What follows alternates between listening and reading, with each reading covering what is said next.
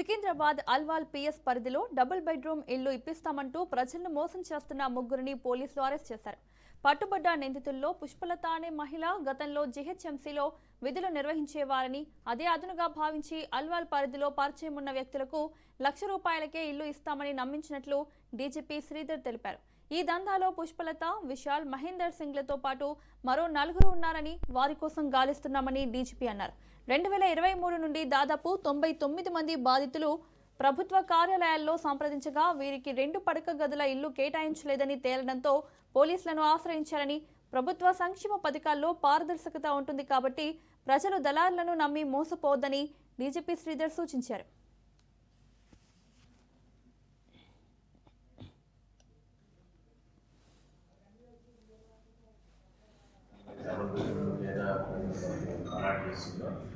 దీనికి సంబంధించి ఒక ప్రజల నాయకత్వాన్ని ఆధారం చేసుకొని డబుల్ బెడ్రూమ్ ఇస్తామని చెప్పేసి వాళ్ళ దగ్గర డబ్బులు కలెక్ట్ చేసుకున్నటువంటి చీటింగ్ కేసు గురించి మాకు ఫిర్యాదు అందింది.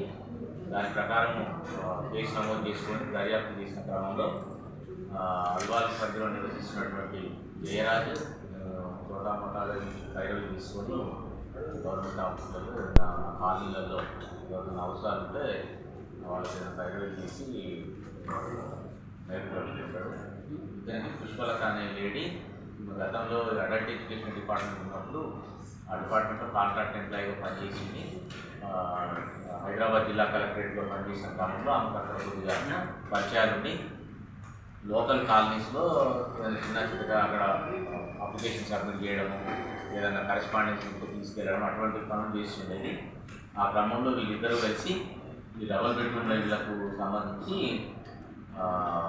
ఏదైతే ప్రజల నుంచి ఇట్లా అప్లికేషన్ తీసుకొని వీళ్ళు ఫేక్ ప్రొసీడింగ్ వీళ్ళే తయారు చేసినటువంటి ఒక ప్రొసీడింగ్